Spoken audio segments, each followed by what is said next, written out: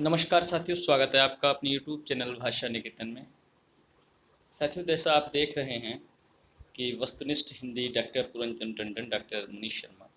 तो यह जो पुस्तक है, यह है टीजीटी, पीजीटी और नेट जेआरएफ जो हिंदी विषय से जो विद्यार्थी अपना तैयारी करते हैं, उसके लिए बहुत ही श्रेष्ठ पुस्तक है। तो इस पुस्तक से हम शुरुआत से जितने भी वस्तुनिष्ठ प्रश्न हैं अंत तक, उन सब पर बारी बारी चर्चा करेंगे। और आज हम इसका पहला भाग लेकर आप सबके साथ उपस्थित हैं। और यह जो पहला भाग है, उसमें हम आज जो चर्चा करेंगे वो उसमें हम आदिकालीन साहित्य पर चर्चा करेंगे। और प्रत्येक वस्तुनिष्ठ प्रश्न को हम बहुत ही अच्छे से पढ़ते हुए चलेंगे। तो लगभग आज मैं इसमें से 50 प्रश्नों को लिया हूँ, उस पर चर्चा करता हूँ। तो चलिए वीडियो शुरू करते हैं। और वीडियो शुरू करने से पहले जाएंगे, आप हमारे चैनल पर नए हैं तो इसको सब्सक्राइब जरूर करें। तो आपका पहला प्रश्न है, श्रावकाचार किस कवि की रचना है? श्रावकाचार किस कवि की रचना है, आपको बताना है। तो साथियों, सरहपा, सवरपा, देवसेन या शालिभद्रसूरी? तो आपको बताना है पहले का जवाब क्या होगा। तो साथियों, ये श्रावकाचार जो रचना है वो देवसेन की है। किसकी है? देवसेन की। आपको यह याद रखना है। अगला प्रश्न है, दोहा कोश के रचयिता कौन है? दोहा कोश के रचयिता कौन है? आशुक कवि, शालिवाहन सूरी, स्वयंभू या सरहपा? तो साथियों, दोहा कोश के जो रचयिता हैं वो इसमें हैं सरहपा। याद रखना है आपको, कौन है? सरहपा आपके दोहा कोश के रचयिता है। अगला है आपका, भरतेश्वर बाहुबली रास किसकी रचना है? बताइएगा। जिनधर्म सूरी, सुमतिगण, धनपाल या शालिवाहन सूरी? भरतेश्वर बाहुबली रास, तो आपको बताना है ये किसकी रचना है, भरतेश्वर बाहुबली रास। तो साथियों, ये रचना है आपके शालिवाहन सूरी। किसकी है? शालिवाहन सूरी की रचना है भरतेश्वर बाहुबली रास। अगला है, परमात्मा परमात्म प्रकाश व योगसार गद्य रचनाओं की रचयिता कौन है? परमात्म प्रकाश व योगसार। तो साथियों, इसके रचना बताने हैं राम सिंह, जोइंदू, रोडा, पुष्पतंत्र में से कौन से हैं? तो आपको बताना है इसमें से कौन से होंगे।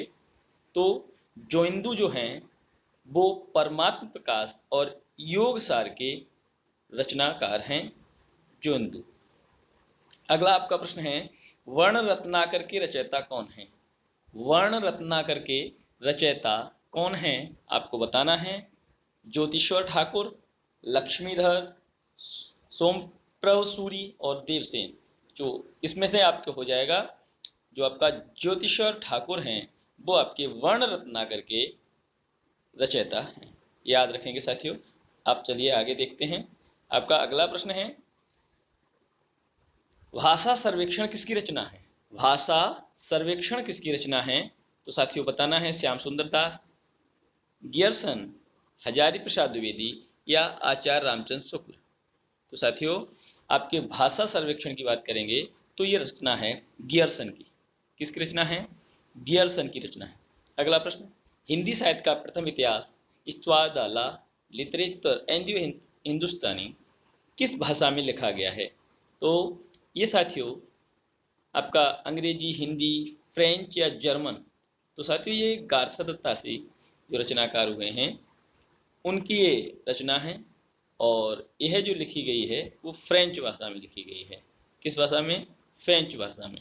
चलिए अगला है, सच्चे अर्थों में माना जाने वाला हिंदी साहित्य का पहला इतिहास the modern vernacular literature of Hindustan के रचयिता कौन हैं? के रचयिता कौन है, आपको बताना है। तो साथियों, the modern vernacular literature of Hindustan के रचयिता इसमें जो हैं वो हैं जॉर्ज गियरसन। कौन है? जॉर्ज गियरसन। अगला आपका प्रश्न है, हिंदी भाषा में लिखा जाने वाला हिंदी साहित्य का प्रथम इतिहास कौन है? हिंदी भाषा में देखिए, जो आपका गारसा दत्तासी का जो रचना है वो है इस्त्वादला लिटरेचर एंड हिंदुस्तानी। ये फ्रेंच भाषा की है, प्रथम तो है लेकिन ये फ्रेंच भाषा में प्रथम लिखी गई हिंदी भाषा की जो इतिहास की पुस्तक है। लेकिन हिंदी भाषा के इतिहास की हिंदी भाषा में लिखी गई जो पुस्तक है वो कौन सी है? तो आपको बताना है इसमें से रचनाकार दिए हैं, पुस्तक जो दिए हैं वो है शिव सिंह सरोज, मिश्रबंधु विनोद, हिंदी साहित्य का आलोचनात्मक इतिहास या हिंदी साहित्य का इतिहास। तो आपको बताना है इसमें से कौन सी रचना जो है जो आपकी पहली है। तो शिव सिंह सरोज जो पुस्तक है आपकी, वो आपकी हिंदी साहित्य का प्रथम इतिहास हिंदी भाषा में लिखा हुआ है। अगला चलिए देखते हैं। अगला प्रश्न है आपका, उत्तर अपभ्रंश को पुरानी हिंदी कहने वाले प्रथम विद्वान कौन थे? उत्तर अपभ्रंश को पुरानी हिंदी किसने कहा? आचार्य रामचंद्र शुक्ल ने, रामकुमार वर्मा ने, हजारी प्रसाद द्विवेदी ने या चंद्रधर शर्मा गुलेरी? चंद्रधर शर्मा गुलेरी। इन सभी चार ऑप्शन में से आपको बताना है कि इसमें से कौन ऐसे हुए हैं जिनकी उत्तर अपभ्रंश को पुरानी हिंदी कहा। तो साथियों इसमें आपको रखना है चौथा ऑप्शन, चंद्रधर शर्मा जो गुलेरी हैं, इन्होंने उत्तर अपभ्रंश को पुरानी हिंदी कहा है। अगला आपका प्रश्न है, सरहप्पा को हिंदी का प्रथम कवि मानने वाले विद्वान? सरहप्पा को हिंदी का प्रथम कवि मानने वाले विद्वान कौन हैं? तो आपको बताना है इन ऑप्शंस में डॉक्टर गणपति चंद्रगुप्त, राहुल सांकृत्यायन, धीरेन्द्र वर्मा और डॉक्टर रसाल। तो साथियों आपको बता देना है इनमें से कौन से हो जाएंगे। तो इनमें से आपके जो राहुल सांकृत्यायन जी हैं वो आपके सरहप्पा को हिंदी का प्रथम कवि मानते हैं। उक्ति व्यक्ति प्रकरण के रचयिता कौन हैं? उक्ति व्यक्ति प्रकरण, तो आपको लक्ष्मीधर बताने हैं इसमें से, या राम सिंह, दामोदर शर्मा या जो इंदु, कौन होंगे उक्ति व्यक्ति प्रकरण के रचयिता? इसमें से आपको बता देना है कौन होंगे। तो साथियों इसमें आपका तीसरा ऑप्शन सही है, दामोदर शर्मा उक्ति व्यक्ति प्रकरण के रचयिता होंगे। अगला है, अपभ्रंश व्याकरण के रचयिता हैं। अपभ्रंश व्याकरण के रचयिता कौन हैं आपको बताना है, हेमचंद, विद्याधर, सोमप्रभ सूरी या धनपाल? अपभ्रंश व्याकरण के रचयिता कौन हैं? हेमचंद, विद्याधर, सोमप्रभ सूरी या धनपाल? तो आपको इन ऑप्शंस में से बता देना है कौन सा होगा। तो इसमें से हेमचंद जी हैं वो अपभ्रंश व्याकरण के रचयिता हैं, हेमचंद। अगला आपका प्रश्न है, मिश्रबंधुओं द्वारा विरचित मिश्रबंधु विनोद कितने भागों में विभाजित है? मिश्रबंधु विनोद कितने भागों में विभाजित है आपको बता देना है। तो साथियों आपको ज्ञात होना चाहिए, ये आपका तीसरा ऑप्शन 4 भागों में विभक्त है मिश्रबंधु विनोद। चलिए देखते हैं आपका अगला प्रश्न क्या है। अगला प्रश्न है आपका, वीर गाथा काल को संधि काल एवं चारण काल की संज्ञा किसने दी है? वीर गाथा काल को संधि काल एवं चारण काल की संज्ञा किसने दी है? तो गियरसन, धीरेन्द्र वर्मा, डॉक्टर रामकुमार वर्मा या हजारी प्रसाद द्विवेदी? तो साथियों याद रखना है आपको, डॉक्टर रामकुमार वर्मा द्वारा वीर गाथा काल को संधि काल या एवं चारण काल कहा गया। आशुक कवि की रचना इनमें से निम्न में से कौन सी है? नेमिनाथ रास, चंद्रवाला रास, स्थूलिभद्र रास या चर्यापद रास? तो आशुक कवि जो हैं उनकी रचना जो आपकी है वो कौन सी हो जाएगी बताइएगा। तो साथियों इनमें से हो जाएगी चंद्रवाला रास। कौन सी? चंद्रवाला रास। अगला आपका प्रश्न है, पौमचरियू के रचयिता हैं पुष्पदंत, धनपाल, अब्दुर्रहमान या स्वयंभू? तो साथियों इन्हीं ऑप्शंस में से आपको बता देना है कि पौमचरियू किसकी रचना है। तो आपका फोर्थ ऑप्शन सही है, स्वयंभू की रचना है पौमचरियू। शब्दानुशासन के रचनाकार कौन है? हेमचंद्र, पुष्पदंत, स्वयंभू या आपका डोम्बिपा? आपको इन सभी ऑप्शंस में बताने हैं शब्दानुशासन किसकी रचना है। तो शब्दानुशासन आपको याद रखना है हेमचंद की रचना है। पाहुड़ दोहा किसकी रचना है? लक्ष्मीधर रोड़ा, राम सिंह या हेमचंद? लक्ष्मीधर रोड़ा, राम सिंह या हेमचंद? पाहुड़ दोहा किसकी रचना है? तो साथियों पाहुड़ दोहा जो रचना है वो आपको याद रखना है राम सिंह की है। पाहुड़ दोहा राम सिंह की रचना है। प्राकृत पेंगलम किस कवि की रचना है? प्राकृत पेंगलम किस कवि की रचना है? लक्ष्मीधर, शबरपा, ज्योतिश्वर ठाकुर या जोइंदू? तो आपको याद रखना है प्राकृत और पेंगलम जो रचना है वो आपके किसकी है? तो लक्ष्मीधर की है। किसकी है? लक्ष्मीधर की है। चलिए देखते हैं अगला प्रश्न क्या है। अगला प्रश्न है साथियों, अन्य कुमार चरियू के रचनाकार कौन हैं? अनिल कुमार चरियू के रचनाकार कौन हैं साथियों? तो स्वयंभू हैं, पुष्पदंत हैं, सुमति गणी हैं या रोडा हैं? तो आपको याद रखना है साथियों, ये आपके हैं पुष्पदंत। कौन होंगे अनिल कुमार चरियू के? पुष्पदंत रचनाकार हैं अनिल कुमार चरियू के। ठीक है, अगला प्रश्न है आपका, जय मयंक जस चंद्रिका के रचयिता कौन है? जय मयंक जस चंद्रिका के रचयिता कौन है? तो साथियों याद रखना है आपको, इनमें से कौन सा हो जाएगा जय मयंक जस चंद्रिका? तो मधुकर कवि, जय मयंक जस चंद्रिका की के रचनाकार हैं मधुकर कवि, याद रखना है। अगला प्रश्न है, उपदेश रसायन के रचनाकार हैं, उपदेश रसायन के रचनाकार कौन हैं? जिनधर्म सूरी, सोमप्रभ सूरी, शालिभद्र सूरी या जिनदत्त सूरी? आपको बताना है इन सब में कौन होंगे उपदेश रसायन। तो उपदेश रसायन के जो रचनाकार हैं वो आपके हो जाएंगे जिनदत्त सूरी। कौन हो जाएंगे? जिनदत्त सूरी। चलिए देखते हैं अगला प्रश्न आपका। तो साथियों अगला प्रश्न है, कुमार पाल प्रतिबोध के रचयिता हैं। कुमार पाल प्रतिबोध, तो कुमार पाल प्रतिबोध में इनमें से बताएंगे आप हेमचंद, धनपाल, सोमप्रभ सूरी या लक्ष्मीधर? तो आपको बता देना है इसमें, तो आपका तीसरा ऑप्शन सही हो जाएगा, सोमप्रभ सूरी कुमार पाल प्रतिबोध के रचनाकार हैं सोमप्रभ सूरी। अगला प्रश्न है, आदिकाल को आदिकाल नाम किसने दिया? आदिकाल को आदिकाल नाम किसने दिया? आपको बता देना है। तो साथियों आदिकाल को आदिकाल कहा है हजारी प्रसाद द्विवेदी ने। आदिकाल को वीर गाथा काल किस आलोचक ने कहा? आदिकाल को वीर गाथा काल किस आलोचक ने कहा? तो साथियों याद रखना है आचार्य रामचंद्र शुक्ल जी ने।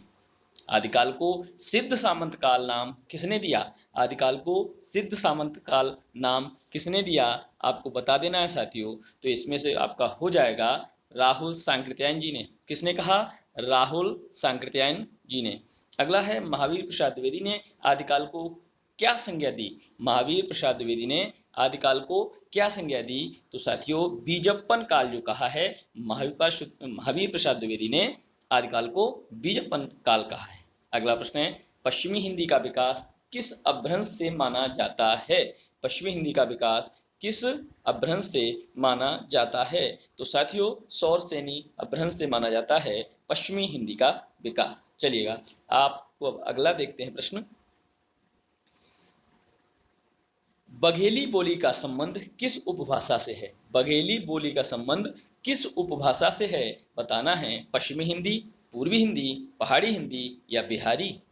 तो आपको बता देना है इन सभी ऑप्शंस में से बघेली बोली का संबंध किस उपभाषा से है? तो साथियों बघेली बोली का संबंध पूर्वी हिंदी से है। किससे है? पूर्वी हिंदी से। अगला प्रश्न है, पूर्वी हिंदी का उद्भव किस अपभ्रंश से माना जाता है? पूर्वी हिंदी का उद्भव किस अपभ्रंश से माना जाता है? अर्धमागधी, मागधी, पैसाची या प्राचल? तो साथियों आपका इसमें हो जाएगा अर्धमागधी। पूर्वी हिंदी अर्धमागधी अपभ्रंश की से उद्भव है। ठीक है साथियों, अगला प्रश्न है, खड़ी बोली या कौरवी का संबंध किस उपभाषा से है? खड़ी बोली या कौरवी का संबंध किस उपभाषा से है? पूर्वी हिंदी, पहाड़ी हिंदी, राजस्थानी हिंदी या पश्चिमी हिंदी? खड़ी बोली या कौरवी का संबंध किस उपभाषा से है? आपको बताना है। तो साथियों आपकी खड़ी बोली पश्चिमी हिंदी से संबंधित है, कौरवी हिंदी पश्चिमी हिंदी से संबंधित है। अवधी बोली का विकास किस उपभाषा से हुआ है? अवधी बोली का विकास किस उपभाषा से हुआ है? तो आपका साथियों किससे हुआ है अवधी बोली का विकास? तो याद रखना है इसमें से आपका हो जाएगा पश्चिमी हिंदी। अवधी बोली का विकास किस उपभाषा से हुआ है? पश्चिमी से। ठीक है साथियों, और इसमें डाउट है थोड़ा, तो पूर्वी हिंदी भी हो सकता है, चलिए क्लियर कर देंगे। खड़ी बोली का उद्भव अपभ्रंश के किस रूप से हुआ है? खड़ी बोली का उद्भव अपभ्रंश के किस रूप से हुआ है खड़ी बोली का? तो आपको बता देना है साथियों, इसमें आपका कौन सा हो जाएगा? सौरसेनी के उत्तरी रूप से। सौरसेनी का जो उत्तरी रूप है उससे खड़ी बोली का विकास हुआ है। हिंदी की कितनी उपभाषाएं हैं? तो साथियों हिंदी की कितनी उपभाषाएं हैं आपको याद रखना है। हिंदी की आपकी 5 उपभाषाएं हैं। हिंदी की कितनी उपभाषाएं हैं? 5 उपभाषाएं हैं। चलिए देखते हैं अगला प्रश्न, हिंदी क्षेत्र की बोलियों की कुल संख्या कितनी है? हिंदी क्षेत्र की बोलियों की कुल संख्या कितनी है आपको बतानी है। हिंदी क्षेत्र की बोलियों की कुल संख्या, तो साथियों इसमें दिया है 15, 17, 20 या 18। तो साथियों ये 18 हैं। पश्चिमी हिंदी उपभाषा के अंतर्गत कितनी बोलियां आती हैं? पश्चिमी हिंदी उपभाषा के अंतर्गत कितनी बोलियां आती हैं? तो साथियों याद रखना है, आपकी आती हैं 5 बोलियां। कितनी आती हैं? 5 बोलियां आती हैं। अगला है, भोजपुरी बोली किस क्षेत्र में बोली जाती है? भोजपुरी बोली किस क्षेत्र में बोली जाती है? दरभंगा, आजमगढ़, पटना या पूर्णिया? आपको बताना है दरभंगा, आजमगढ़, पटना या पूर्णिया किस क्षेत्र में भोजपुरी आपकी बोली जाती है? आपको याद रखना है साथियों। तो इसमें आजमगढ़ में आपका बोली जाती है भोजपुरी। मैथिली का बोली क्षेत्र है, मैथिली का बोली क्षेत्र कौन सा है? आपको याद रखना है साथियों, इसमें गोरखपुर, लखनऊ, चंपारण और मुंगेर में से आपका मैथिली का मुंगेर हो जाएगा। क्या हो जाएगा? मुंगेर। चलिए देखते हैं अगला प्रश्न आपका। अगला प्रश्न है साथियों, भारतेंदु, रामचंद्र शुक्ल, प्रसाद, प्रेमचंद्र और दिनकर का संबंध किस बोली क्षेत्र से है? बुंदेली, अवधी, भोजपुरी या खड़ी बोली? तो आपको इनमें से बताना है कौन सा हो जाएगा आपका साथियों। तो भारतेंदु, रामचंद्र शुक्ल, प्रसाद, प्रेमचंद, दिनकर का संबंध किस बोली से है? तो इसमें साथियों भोजपुरी से। किससे हो जाएगा? भोजपुरी। अगला बोली क्षेत्र बताया है, ये आपके भोजपुरी क्षेत्र से आते हैं सभी। भाषा विज्ञान में प्रायः किन उपभाषाओं को हिंदी माना जाता है? भाषा विज्ञान में प्रायः किन उपभाषाओं को हिंदी माना जाता है? तो साथियों पश्चिमी हिंदी व पूर्वी हिंदी, पूर्वी हिंदी व बिहारी, पश्चिमी हिंदी व राजस्थानी या राजस्थानी व पहाड़ी? भाषा विज्ञान में प्रायः किन उपभाषाओं को हिंदी माना जाता है? तो आपको बता देना है साथियों, ये आपका ऑप्शन हो जाएगा पश्चिमी हिंदी व पूर्वी हिंदी को की उपभाषाओं को हिंदी माना जाता है। अगला प्रश्न है, अपभ्रंश में स्वरों की संख्या थी। अपभ्रंश में स्वरों की संख्या कितनी थी? तो आपको बता देना है अपभ्रंश में स्वरों की संख्या कितनी थी। तो साथियों इसमें दिया है ऑप्शन 4, 7, 8, 10। तो साथियों अपभ्रंश में स्वरों की संख्या थी 8। अपभ्रंश में कौन कौन से व्यंजन नहीं थे आपको बताना है। देखिए इसमें दिया है ऑप्शन टा या ठा, अड़ा या अढ़ा, ज्ञा या त्रा, रा या सा। तो इसमें आपको बताना है अपभ्रंश में कौन से व्यंजन नहीं थे। तो अपभ्रंश में आपके अड़ा और अढ़ा जो थे वो नहीं थे, आपके उत्क्षिप्त या ताड़नजात जिनको बोलते हैं वो आपके नहीं थे। ठीक है साथियों। अगला प्रश्न है, निम्न में से हिंदी की प्रथम रचना कौन सी मानी जाती है? श्रावकाचार, दोहा कोश, चर्यापद या योगचर्या? हिंदी की प्रथम रचना कौन सी मानी जाती है? हिंदी की प्रथम रचना आपको बतानी है। तो साथियों हिंदी की प्रथम रचना आपकी है श्रावकाचार। कौन सी है? श्रावकाचार। चलिए हम देखते हैं अगला प्रश्न। तो साथियों आदिकाल को वीरकाल की संज्ञा देने वाले आलोचक हैं। आदिकाल को वीरकाल किसने कहा है? तो साथियों इसमें दिए हैं राम कुमार वर्मा, हजारी प्रसाद द्विवेदी, डॉक्टर रसाल या विश्वनाथ प्रसाद मिश्र। तो इसमें जो ऑप्शन है विश्वनाथ प्रसाद मिश्र, ये आपके आदिकाल को वीरकाल की संज्ञा देते हैं। हिंदी साहित्य के विभिन्न कालों का काल विभाजन करके नामकरण करने वाले प्रथम इतिहासकार कौन है? हिंदी साहित्य के विभिन्न कालों का काल विभाजन करके नामकरण करने वाले, तो इसमें से आपको बता देना है कौन है। तो साथियों इसमें याद रखना है आचार्य रामचंद्र शुक्ल, राम कुमार वर्मा, गियरसन या गार्सदा तासी। तो गियरसन जो हैं वो काल विभाजन करके उनका नामकरण करने वाले प्रथम इतिहासकार हैं गियरसन। संदेश रासक खंडकाव्य की रचयिता कौन है? संदेश रासक किसकी रचना है? तो साथियों संदेश रासक धनपाल, अब्दुल रहमान, विद्यापत, अमीर खुसरो में आपके है अब्दुल रहमान की। अगला प्रश्न है, खुमार रासू के रचनाकार कौन है? खुमार रासू के रचनाकार कौन है आपको बताना है। तो साथियों खुमार रासू के रचनाकार आपका दूसरा ऑप्शन जो है इसमें नरपत नाला, दलपत विजय, सारंग या जगन में दूसरा है दलपत विजय आपके खुमार रासू के रचनाकार हैं। अगला प्रश्न है, निम्न में से कौन सा रासो काव्य आलह खंड नाम से प्रचलित है? कौन सा आपका जो रासो काव्य आला खंड से प्रचलित है? तो साथियों याद रखना है इनमें दिया है हमीर रासो, पृथ्वीराज रासो, बिसलदेव रासो या परमाल रासो। तो याद रखना है आपको जो परमाल रासो है वो आपका आला खंड नाम से प्रचलित है। अगला आपका प्रश्न है, निम्न में से मूलतः गेय रासो काव्य कौन सा है? गेय रासो काव्य कौन सा है? खुमार रासो, परमार रासो, बीसलदेव रासो या हमीर रासो? निम्न में से मूलतः गेय रासो आपका कौन सा है? तो गेय रासो जो आपका है वो आपका साथियों है बीसलदेव रासो। कौन सा है? बीसलदेव रासो। तो साथियों ये आपका आज का आखिरी प्रश्न है।